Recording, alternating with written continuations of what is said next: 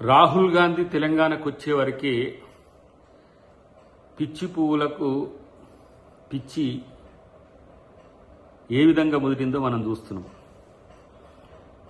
మూటల కొరకు వచ్చిందా రాహుల్ గాంధీ అని ప్రశ్నిస్తున్న కేటీఆర్, బండి సంజయ్ తెలంగాణలో జిల్లా అధ్యక్షుల యొక్క సమావేశంలో మాటిచ్చిపోవడానికి వచ్చిండు. మీలాగా మూటలు మోసే కల్చర్ కాదు. ఇలా మూటలు కట్టుకున్నారు కదా. బీజేపీ పార్టీ ఫండ్ 1,00,000 కోట్ల పైనే, ఒక 10,000 కోట్ల రూపాయలు ఎలక్ట్రోల్ బాండ్స్, 90,000 కోట్ల పైచిలకు ప్రజల నుంచి సేకరించింది, చందాల రూపంలో సేకరించింది. ఇటువైపు బీఆర్ఎస్ పార్టీ చూస్తే 800 కోట్ల పైచిలకు ఎలక్ట్రోల్ బాండ్స్, 10,000 కోట్ల పైచిలకు ప్రజల నుంచి సేకరించింది, పారిశ్రామికవేత్తల నుంచి సేకరించింది. కాంగ్రెస్ పార్టీ చూడండి, 145 ఏళ్ల చరిత్ర ఉన్న పార్టీ, 250-300 కోట్ల రూపాయలు ఉంటే అవి కూడా ఎవరైతే ఇస్తారో వాళ్ళ మీద కక్ష సాధింపులు చేయడం. ఆ రోజు రేవంత్ రెడ్డి గారు అదే మీటింగ్లో నాయకులను, కార్యకర్తలను ఉద్దేశించి అక్కడ మాట్లాడేటప్పుడు రాహుల్ గాంధీ గారికి కానీ కాంగ్రెస్ పార్టీకి కానీ అవసరమైతే మనం తలా ₹1 వేసుకొని కార్యకర్తలం అందరం కూడా 1000 కోట్లంటే ఇలా ఇచ్చే ప్రయత్నం చేద్దామని చెప్పి రేవంత్ రెడ్డి గారు అన్నదానికి వీళ్ళు అదే మూటలు పట్టుకోవడానికి వచ్చిన రాహుల్ గాంధీ అని నేనంటున్నా. ఈరోజు కేసీఆర్ ఢిల్లీకి పోతాడు, కేటీఆర్ ఢిల్లీకి పోతాడు, లేకపోతే బండి సంజయ్, కిషన్ రెడ్డి ఢిల్లీకి పోతారు. మీరు మూటలు పట్టుకొని పోతారా ఢిల్లీకి? మూటలు పట్టుకుపోవడానికి ఢిల్లీకి పోతారా?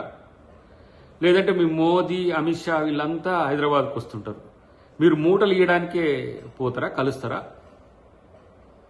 కనీసం సిగ్గుండాలి చెప్పడానికి ఇట్లాంటి మాటలు. ఈరోజు కాంగ్రెస్ పార్టీకి ఎవ్వరు ఏ సహకారం చేయకుండా ఉండడానికి టీఆర్ఎస్ పార్టీ గత 2 ఎన్నికల్లో ఏం చేసిందో ఫోన్ ట్యాపింగ్తో అందరికీ తెలుసు. ఎందుకు కాంగ్రెస్ పార్టీ దగ్గర డబ్బు ఉంటే మళ్ళీ వాళ్ళు రాజకీయాలు చేస్తే మళ్ళీ వాళ్ళ నాయకులు గెలుస్తారేమనే భయంతో ఏ విధంగా ఎవరెవరిని బెదిరించిన కేసే ఫోన్ ట్యాపింగ్ కేసు.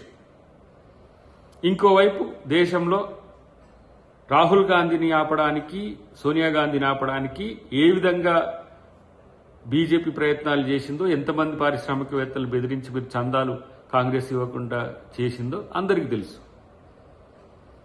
ఈరోజు మాటిచ్చినాం కాబట్టి ఈ దేశంలో ప్రజాస్వామ్యాన్ని, రాజ్యాంగాన్ని కాపాడేందుకు రాహుల్ గాంధీ తానొక్కడే తిరుగుతున్నాడు. అందుకనే మీకు నచ్చట్లే, బీజేపీ వాళ్ళకి నచ్చట్లే, సేమ్ క్లోన్ బీఆర్ఎస్ వాళ్ళకి నచ్చట్లే. ఇద్దరికి ఈరోజు రాహుల్ గాంధీ తలకాయ నొప్పి అయింది. ఇటువైపు రేవంత్ రెడ్డి గారు రాహుల్ గాంధీకి దన్నుగా ఉండడం వల్ల ఇద్దరికి కూడా సమస్య అయింది రేవంత్ రెడ్డి. అందుకనే మీరు నిరంతరం మీ ప్లాన్ ఆఫ్ యాక్షన్ ఏందో, ఏ విధంగా మీరు అంతర్లీనంగా ఉండి రాజకీయంగా ఎట్లా కాంగ్రెస్ని దెబ్బగొట్టాలనే ఉద్దేశంతో చేస్తున్న ఈ కామెంట్లు ఏవైతే ఉన్నాయో, ఈ పిచ్చి కామెంట్ అనాలను, హెచ్డి కామెంట్ అనాలను. ఊళ్ళల్లో ఉంటారు కొంతమంది, ఏం పని లేకపోతే హెచ్చరిగా మాట్లాడుతుంటారు. అట్లాంటి ఎలా కేటీఆర్ చేస్తున్నట్టుగా నేను భావించాల్సిన అవసరం ఉంటుంది. రాహుల్ గాంధీ యొక్క రాజకీయ కార్యాచరణ కనీసం అవగాహన చేసుకునే ప్రయత్నం అన్న చెయ్యి కేటీఆర్. ఎందుకంటే మీకు పార్టీ యొక్క క్రమశిక్షణ, పార్టీ యొక్క జిల్లా అధ్యక్షులు, పార్టీ నిర్మాణాలు ఎట్లాగో మీకు ఉండవు. ఎందుకంటే హోల్ అండ్ సోల్ జాతీయ పార్టీకి, రాష్ట్ర పార్టీకి కేసీఆర్ గారు అధ్యక్షుడు, నువ్వు వర్కింగ్ ప్రెసిడెంట్. అది తెలంగాణలో, భారతదేశంలో తెలియదు.